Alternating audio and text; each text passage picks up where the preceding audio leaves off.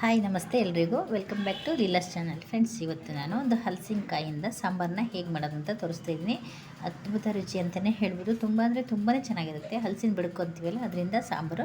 Actually ನಾನು ಒಂದು 3 ಹಲಸಿನ ಬಡಕು ಇಟ್ಕೊಂಡಿದ್ದೀನಿ ನೋಡಿ. ಅದರಲ್ಲಿ ಒಂದು ಮಾತ್ರ ನಾನು ಪಲ್ಯಕ್ಕೆ ಯೂಸ್ ಮಾಡ್ಕೊಳ್ತೀನಿ, ಇನ್ನೆರಡು ಸಾಂಬಾರು ಮಾಡ್ತಾಯಿದ್ದೀನಿ. ಇದು 3 ಮಾಡಿದ್ರೆ ಸಾಂಬಾರಿಗೆ ಸ್ವಲ್ಪ ಜಾಸ್ತಿ ನೋಡಿ. ಕೈಗೆ ಎಣ್ಣೆ ಹಚ್ಕೊಳ್ತಾ ಇದ್ದೀನಿ ನೋಡಿ. ಫಸ್ಟ್ ಎಣ್ಣೆ ಕೈಗೆ ಮತ್ತು ಕುಡುಗೋಲಿಗೆ ಸವರ್ಕೋಬೇಕಾಗುತ್ತೆ. ಎಣ್ಣೆನ ಹಚ್ಕೊಂಡಿದ್ದೀನಿ ನೋಡಿ. ನಾನು ತೋರಿಸಿದ್ದೀನಿ ಕೂಡ ಇಲ್ಲಿ ವಿಡಿಯೋದಲ್ಲಿ ನೋಡಿ. ಕಟ್ ಮಾಡೋದು ಹೇಗೆ ಅಂದ್ಬಿಟ್ಟು ತೋರಿಸ್ತಾ ಇದ್ದೀನಿ ನಾನು ಇವಾಗ ನೋಡಿ. ಈ ಥರ ಮೇಣ ಎಲ್ಲ ಬರುತ್ತಲ್ಲ, ಅಂಟು ಅಂತೀವಲ್ಲ, ಅದ್ರದ್ದು ರಸಿ, ಅದನ್ನು ಹೇಗೆ ತೆಕ್ಕೋಬೇಕು. ಈಗ ಉದ್ದುದ್ದ ಸೀಳ್ಕೊಬೋದು ಈ ಥರ ನೋಡಿ. ಈಗ 2 ಹೋಲ್ಡ್ ಮಾಡ್ಕೊಂಡಿದ್ದೀನಿ. ಈಗ ಒಂದರಲ್ಲಿ ಮತ್ತೆ ಈಗ 4 ಮಾಡ್ಕೊಳ್ತೀನಿ ನೋಡಿ. ನೋಡಿ ಈಗ ಒಂದರಲ್ಲಿ ಅರ್ಧ ಮಾಡಿಕೊಂಡೆ, ಒಂದು ಹಲಸಿನ ಬಡಕಲ್ಲಿ ಅರ್ಧ, ಅದರಲ್ಲಿ 4 ನೋಡಿ. ಈಗ ಈ ಥರ ಮುಳ್ಳಿರುತ್ತಲ್ಲ, ಆ ಪಾರ್ಟ್ಸ್ನ ಹೀಗೆ ತೆಕ್ಕೋಬೇಕು.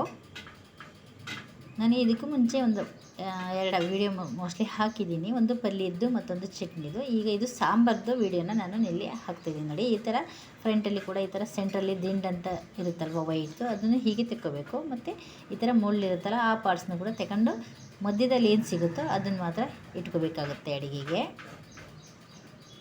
ತುಂಬ ಅಂದರೆ ತುಂಬಾ ಚೆನ್ನಾಗಿರುತ್ತೆ ಫ್ರೆಂಡ್ಸ್. ಇದು ಆ್ಯಕ್ಚುಲಿ ಒಂಥರ ಮೀನು ಸಾರಿಗಿಂತ ಟೇಸ್ಟು, ಮೀನು ಸಾರು ಥರನೇ ಇದು ಚೆನ್ನಾಗಿರುತ್ತೆ. ಮೀನು ಸಾರಿಗಿಂತ ಇನ್ನೂ ಚೆನ್ನಾಗಿರುತ್ತೆ, ಅಷ್ಟು ಟೇಸ್ಟಿಯಾಗಿರುತ್ತೆ. ತುಂಬಾ ಇದರಿಂದ ನಾವು ಇದರಿಂದ ತುಂಬಾ ನಾವು ರೆಸಿಪೀಸ್ನ ಮಾಡ್ಬೋದು.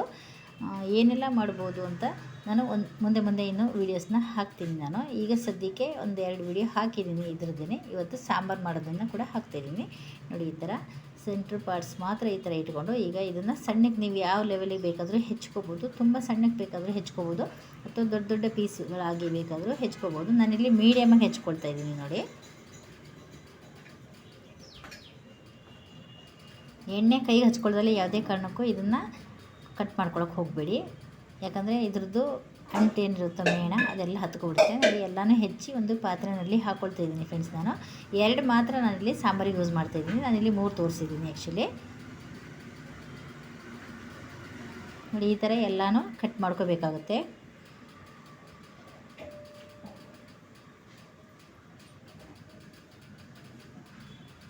ಇದಕ್ಕೆ ಕಾಂಬಿನೇಷನ್ ಅಂತಂದರೆ ಕಡಲೆಕಾಳೆ ಫ್ರೆಂಡ್ಸ್. ಕಡಲೆಕಾಳು ಅಥವಾ ಕಡಲೆಬೇಳೆ ಯೂಸ್ ಮಾಡ್ಕೋಬೋದು.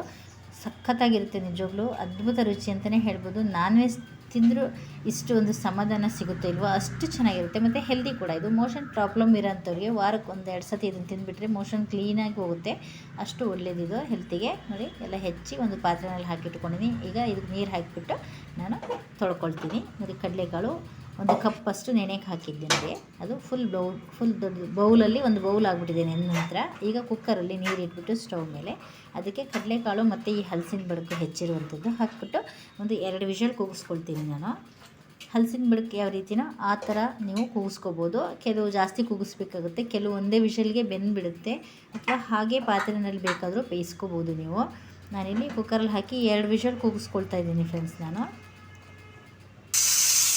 ಸ್ವಲ್ಪ ಹೆಚ್ಕೊಳ್ಳೋದು ಕಷ್ಟ ನೋಡಿ. 2 ವಿಷಲ್ ಕೂಗಿಸ್ಕೊಂಡಿದ್ದಾಯಿತು. ಈಗ ಸ್ಟವ್ ಆಫ್ ಮಾಡಿಬಿಟ್ಟು ಸ್ವಲ್ಪ ಕುಕ್ಕರ್ ಗ್ಯಾಸ್ ಹೋಗಬೇಕಲ್ವ, ಈ ತಣ್ಣಗಾಗಬೇಕಲ್ಲ, ಹಾಗಾಗಿ ಹಾಗೆ ಇಡ್ತಾಯಿದ್ದೀನಿ ನೋಡಿ. ಈಗ ಅದು ಕೂಡ ಕೂಲ್ ಆಯಿತು. ಈಗ ಓಪನ್ ಮಾಡ್ತಾಯಿದ್ದೀನಿ ನೋಡಿ. ಇದು ಸ್ವಲ್ಪ ಹೆಚ್ಕೊಳ್ಳೋದು ಕಷ್ಟ ಅಷ್ಟೇ, ತುಂಬಾ ಈಸಿ. ಬೇರೆ ಅಡುಗೆ ಮಾಡೋದೆಲ್ಲ ತುಂಬ ಹೆಲ್ತಿಗೆ ತುಂಬಾ ಒಳ್ಳೆಯದಿದು ತಿನ್ನೋದ್ರಿಂದ.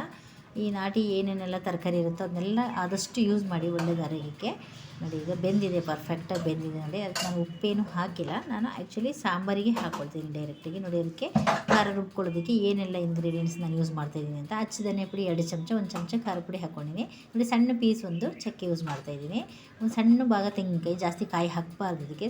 ಹುಣಸೆ ಹುಳಿನೇ ಹಾಕಬೇಕು ಆ್ಯಕ್ಚುಲಿ. ಟೊಮೊಟೊ ಯೂಸ್ ಮಾಡಲಿಲ್ಲ ಅಂದರೂ ಪರವಾಗಿಲ್ಲ. 2 ಈರುಳ್ಳಿ, ಹುಣಸೆಹಣ್ಣು ತೊಗೊಂಡಿನಿ ನೋಡಿ. ಅಲ್ಲಿ 2 ಹಸಿಮೆಣ್ಸಿನ್ಕಾಯಿ ತೊಗೊಂಡಿದ್ದೀನಿ, 3 ತೊಗೊಂಡಿನಿ, 2 ಅಲ್ಲ. 1 ಗೆಡ್ಡೆ ಬೆಳ್ಳುಳ್ಳಿ, ಒಂದು ಅರ್ಧ ಇಂಚು ಶುಂಠಿ ನೋಡಿ, 3 ಹಸಿಮೆಣ್ಸಿನ್ಕಾಯಿ, 2 ಟೊಮೆಟೊ ತೊಗೊಂಡಿನಿ. ಟೊಮೆಟೊ ಬೇಕಾದರೆ ಹಾಕ್ಬೋದು, ಬರೀ ಹುಣಸೆ ಹುಳಿ ಹಾಕಿದ್ರೇ ತುಂಬ ಟೇಸ್ಟ್ ಇದು. ಟೊಮೊಟೊ ಇವಾಗೆಲ್ಲ ಸಾಮಾನ್ಯ ಟೊಮೊಟೊ ಇಲ್ಲದೆ ಸಾಂಬಾರೇ ಮಾಡೋದಿಲ್ಲ, ಹಾಗಾಗಿ 1 2 ಟೊಮೆಟೊ ಮತ್ತು ಹುಣಸೆಹಣ್ಣು 2 ಯೂಸ್ ಮಾಡ್ತಾಯಿದ್ದೀನಿ ನೋಡಿ. ಈಗ ಪಾತ್ರೆಯಲ್ಲಿ ನಾನು 1 2 ಚಮಚದಷ್ಟು ಆಯಿಲ್ ಹಾಕ್ಕೊಂಡಿದ್ದೀನಿ, ಒಗ್ಗರಣೆಗೆ ಇಟ್ಟಿದ್ದೀನಿ. ಮಾಮೂಲಿ ಸಾಸಿವೆ ಮತ್ತು ಕರಿಬೇವು ಈಗ ಒಗ್ಗರಣೆಗೆ ಹಾಕ್ಕೊಳ್ಳೋಣ. ಮತ್ತು ಇಲ್ಲಿ ಶುಂಠಿ ಮತ್ತು ಬೆಳ್ಳುಳ್ಳಿನ ಪೇಸ್ಟ್ ಬೇಕಾದರೂ ಹಾಕೋಬೋದು ನೀವು. ನಾನಿಲ್ಲಿ ಒಗ್ಗರಣೆಗೆ ಜಜ್ಜಿಬಿಟ್ಟು ಹಾಕ್ತಾಯಿದ್ದೀನಿ ನಾನು. ನೀವು ರುಬ್ಬಕ್ಕೆ ಬೇಕಾದರೂ ಹಾಕೋಬೋದು. ಹಸಿಮೆಣಸಿನಕಾಯಿ ಕೂಡ ಹೆಚ್ಚಿಬಿಟ್ಟು ಒಗ್ಗರಣೆಯಲ್ಲೇ ಫ್ರೈ ಮಾಡ್ಕೊಳ್ತಾ ಇದ್ದೀನಿ ನಾನು. ಕರಿಬೇವು ಮತ್ತು ಅದೇ ಕಾರಣಕ್ಕೆ ಸ್ಕಿಪ್ ಮಾಡಿಬಿಡಿ, ಒಂದು ಒಳ್ಳೆ ಫ್ಲೇವರ್ ಕೊಡುತ್ತೆ ಈ ಸಾಂಬಾರಿಗೆ. ಹಾಗಾಗಿ ನೋಡಿ ಶುಂಠಿ ಅರ್ಧ ಇಂಚ್ ತೊಗೊಂಡಿದ್ದೆ, ಜಜ್ಜಿಬಿಟ್ಟು ಒಗ್ಗರಣೆಯಲ್ಲಿ ಫ್ರೈ ಮಾಡ್ಕೊಳ್ತಾ ಇದ್ದೀನಿ. ನೋಡಿ ಬೆಳ್ಳುಳ್ಳಿ ಕೂಡ ಒಂದು ಗೆಡ್ಡೆ ಜಜ್ಜಿಬಿಟ್ಟು ಒಗ್ಗರಣೆಯಲ್ಲಿ ಫ್ರೈ ಮಾಡ್ಕೊಳ್ತೀನಿ. ಬೆಳ್ಳುಳ್ಳಿ ಶುಂಠಿ ಒಂದು ಚಮಚ ಟೇಸ್ಟ್ ಬೇಕಾದರೆ ನೀವು ಹಾಕ್ಕೋಬೋದು. ನಾನಿಲ್ಲಿ ಇಡೀ ಈರುಳ್ಳಿ ತೊಗೊಂಡಿದ್ದೀನಿ, ಒಂದು ಈರುಳ್ಳಿ ನೋಡಿ ಒಗ್ಗರಣೆಗೆ. ನೋಡಿ ಚೆನ್ನಾಗಿ ಫ್ರೈ ಆದ ನಂತರ ಈಗ ಟೊಮೆಟೊ ಕೂಡ ಇದಕ್ಕೆ ಹಾಕೋಬಿಟ್ಟು ನಾನು ಫ್ರೈ ಮಾಡ್ಕೊಳ್ತೀನಿ. ನೋಡಿ ಒಗ್ಗರಣೆಯಲ್ಲಿ ಒಂದು 30 ಸೆಕೆಂಡ್ಸ್ ಈ ಥರ ಹೈ ಫ್ಲೇಮಲ್ಲೇ ಇಟ್ಕೊಂಡು ಫ್ರೈ ಮಾಡ್ಕೊಳ್ಳಿ. ಆನಂತರ ಮೀಡಿಯಮ್ ಅಥವಾ ಲೋ ಫ್ಲೇಮಲ್ಲಿ ಇಟ್ಕೊಂಡು ಸ್ವಲ್ಪ ಸಾಫ್ಟ್ ಆಗೋವರೆಗೂ ಬೇಯಿಸ್ಕೋಬೇಕಾಗುತ್ತೆ ಟೊಮೆಟೊನ. ನೋಡಿ ಸಾಫ್ಟ್ ಆಯಿತು. ಈಗ ಕುಕ್ಕರಲ್ಲಿ ಬೇಯಿಸ್ಕೊಂಡಿರುವಂತಹ ಹಲಸಿನ ಬೆಳಕು ಕಡಲೆಕಾಳು ಏನು ಬೇಯಿಸ್ಕೊಂಡಿದ್ದೀನೋ ಅದನ್ನು ಈಗ ನಾನು ಒಗ್ಗರಣೆಗೆ ಹಾಕ್ಕೊಂಡಿದ್ದೀನಿ. ಹಾಕಿಬಿಟ್ಟು ಚೆನ್ನಾಗಿ ಮಿಕ್ಸ್ ಮಾಡಬೇಕು. ಮಿಕ್ಸ್ ಮಾಡಿ ನಂತರ ಉಪ್ಪು ಹಾಕಿಬಿಟ್ಟು ಮತ್ತೆ ಒಂದು 2 ನಿಮಿಷ ಕುದಿಸ್ತೀನಿ ನಾನು. ನೀವು ಕುಕ್ಕರಲ್ಲಿ ತರಕಾರಿ ಬೇಯಕ್ಕೆ ಹಾಕುವಾಗಲೇ ಬೇಕಾದರೆ ಉಪ್ಪು ಹಾಕೋಬೋದು, ಬಟ್ ನಾನು ಆ ಥರ ಹಾಕ್ಕೊಳ್ಳಲ್ಲ. ನಾನು ಎಲ್ಲ ತರಕಾರಿ ಬೇಯಿಸ್ಕೊಂಡ್ಮೇಲೆ ಯಾವುದೇ ಸಾರಾದ್ರೂ ಆ ನಂತರನೇ ಹಾಕ್ಕೊಳ್ಳೋದು ಉಪ್ಪು. ನೋಡಿ ಕಲ್ಲುಪ್ಪು ಯೂಸ್ ಮಾಡ್ತಾಯಿದ್ದೀನಿ, ಅದೇ ಚೆನ್ನಾಗಿ ಟೇಸ್ಟ್ ಆಗುತ್ತೆ, ಚೆನ್ನಾಗಿ ಸಾಂಬಾರು ಟೇಸ್ಟಿ ಬರುತ್ತೆ. ಹಾಗಾಗಿ ಬರೀ ಉಪ್ಪು ಹಾಕಿಬಿಟ್ಟು ಮಿಕ್ಸ್ ಮಾಡಿ ಒಂದು 2 ನಿಮಿಷ ನಾನು ಕುದಿಸ್ತೀನಿ. ಇವಾಗ ನೋಡಿ 2 ನಿಮಿಷ ಕುದಿಸಿದ ನಂತರ ರುಬ್ಬಿರುವಂತಹ ಖಾರ ಏನು ಮಸಾಲೆ ರುಬ್ಕೊಂಡಿದ್ದೀವೋ ಅದನ್ನು ಹಾಕ್ಕೊಳ್ತಾ ಇದ್ದೀನಿ ಫ್ರೆಂಡ್ಸ್ ನಾನು. ಇದಕ್ಕೆ ಕೊತ್ತಂಬರಿ ಸೊಪ್ಪು ಬೇಕಾದರೆ ಹಾಕ್ಬೋದು, ಇಲ್ಲ ಸ್ಕಿಪ್ ಕೂಡ ಮಾಡ್ಕೋಬೋದು ನೀವು. ಇದೆಲ್ಲ ಒಂಥರ ನ್ಯಾಚುರಲ್ಲಾಗಿ ಮಾಡಿದ್ರೇ ಒಂಥರ ಹಳ್ಳಿ ಸೊಗಡು ಅಂತಿಲ್ಲ, ಆ ಥರ ಟೇಸ್ಟಿಯಾಗಿರೋದು ಇದು. ಆ್ಯಕ್ಚುಲಿ ನಾವು ಇಲ್ಲಿ ಸ್ವಲ್ಪ ಈಗ ಈ ಏನು ಮಸಾಲೆ ಇದೆಲ್ಲ ಹಾಕ್ಕೊಳ್ತೀವಲ್ಲ, ಹಾಗಾಗಿ ಒಂಥರ ಡಿಫ್ರೆಂಟ್ ಟೇಸ್ಟ್ ಕೊಡುತ್ತೆ ಇದು. ಕೊತ್ತಂಬರಿ ಸೊಪ್ಪು ಕೂಡ ಹಾಕಿದ್ದೀನಿ ನಾನು, ನೀವು ಹಾಕೋಬೋದು ಅಥವಾ ಸ್ಕಿಪ್ ಕೂಡ ಮಾಡ್ಕೋಬೋದು. ನೋಡಿ ಈಗ ಖಾರ ಎಲ್ಲ ಹಾಕಿದ್ಮೇಲೆ ನಿಮಗೆ ಯಾವ ಹದಕ್ಕೆ ಬೇಕೋ ಆ ಹದಕ್ಕೆ ಮಾಡ್ಕೊಳ್ಳಿ. ಗಟ್ಟಿ ಬೇಕಂದರೆ ಸ್ವಲ್ಪ ರೊಟ್ಟಿ ಚಪಾತಿಗೆಲ್ಲ ಗಟ್ಟಿ ಮಾಡ್ಕೋಬೋದು, ಅಥವಾ ಇದನ್ನು ಮುದ್ದೆ ಮತ್ತು ಅನ್ನಕ್ಕಾದರೆ ಸ್ವಲ್ಪ ತೆಳು ಮಾಡ್ಕೋಬೋದು. ತುಂಬ ತೆಳ್ಳಗೆ ಯಾವುದೇ ಸಾರು ಮಾಡಬಾರ್ದು, ಮೀಡಿಯಮ್ ಇರಬೇಕು. ಇದು ರೊಟ್ಟಿ ಪಲ್ಯಗೂ ಬರಬೇಕು, ಮುದ್ದೆ ಅನ್ನಕ್ಕೂ ಬರಬೇಕು, ಆ ಥರ ಮಾಡ್ಕೋಬೇಕಾಗುತ್ತೆ. ನೋಡಿ ಚೆನ್ನಾಗಿ ಕುದಿಸ್ಬೇಕು, ಒಂದು 3 ರಿಂದ 4 ನಿಮಿಷ ಕುದಿಸ್ಬೇಕಾಗುತ್ತೆ. ನಾನು ಮೀಡಿಯಮ್ ಹೀಟಲ್ಲೇ ಇಟ್ಕೊಂಡು ಕುದಿಸ್ಕೊಳ್ತಾ ಇದ್ದೀನಿ. ನೋಡಿ ನೋಡಿದ್ರಲ್ಲ ಫ್ರೆಂಡ್ಸ್, ಎಲ್ಲ ಕುದಿಸಿ ಆದ ನಂತರ ನೋಡಿ ಯಾವ ಥರ ಬಂದಿದೆ. ಸಾಂಬಾರು ಸ್ವಲ್ಪ ಎಣ್ಣೆ ಬಿಟ್ಕೊಳ್ತಾ ಇದೆ ಸೈಡಲ್ಲಿ. ನಾನು ತುಂಬ ಎಣ್ಣೆಯನ್ನು ಹಾಕಲ್ಲ ಸಾಂಬಾರಿಗೆಲ್ಲ, ನಾನು ಜಾಸ್ತಿ ಎಣ್ಣೆ ಯೂಸ್ ಮಾಡೋದೇ ಇಲ್ಲ. ಆದರೂ ಸಹ ಇದು ಕುದಿಸೋದ್ರಿಂದ ಆ ಥರ ಬಿಡುತ್ತೆ. ಹಾಗೇ ಕುದಿಸ್ಕೋಬೇಕು, ಅವಾಗಲೇ ಟೇಸ್ಟ್ ಚೆನ್ನಾಗಿ ಬರೋದು. ನೋಡಿ ಸಾಂಬಾರು ರೆಡಿ ಆಯಿತು. ಆ್ಯಕ್ಚುಲಿ ಇವಾಗ ಆಫ್ ಮಾಡಿದ್ದೀನಿ ನಾನು ಸ್ಟವ್ವು. ನೋಡಿ ಈಗ ನಾನು ಅನ್ನದ ಜೊತೆ ಸರ್ವ್ ಮಾಡ್ತಾಯಿದ್ದೀನಿ. ಮುದ್ದೆಗಂತೂ ಸಖತ್ತಾಗಿರುತ್ತೆ, ರೊಟ್ಟಿ ಚಪಾತಿ ಇಡ್ಲಿಗೂ ಸಹ ಬರುತ್ತೆ. ತಟ್ಟೆ ಇಡ್ಲಿಗಂತೂ ಸಖತ್ ಒಳ್ಳೆ ಕಾಂಬಿನೇಷನ್ ಇದು, ಅಷ್ಟು ಚೆನ್ನಾಗಿರುತ್ತೆ. ನಿಮಗೂ ಇಷ್ಟ ಆಗುತ್ತೆ ಅಂದ್ಕೊಳ್ತೀನಿ. ನೋಡಿ ಬಿಸಿ ಬಿಸಿ ಸಾಂಬಾರು ರೈಸ್ ಜೊತೆ ನಾವು ಊಟ ಮಾಡ್ತೀನಿ. ಎಷ್ಟು ಚೆನ್ನಾಗಿದೆ ಗೊತ್ತಾ, ನಾನ್ ವೆಜ್ಗಿಂತ ಚೆನ್ನಾಗಿರುತ್ತೆ. ಅಂಥ ಒಂದು ಒಳ್ಳೆ ರುಚಿ, ಅದ್ಭುತ ರುಚಿ ಅಂತಲೇ ಹೇಳ್ಬೋದು.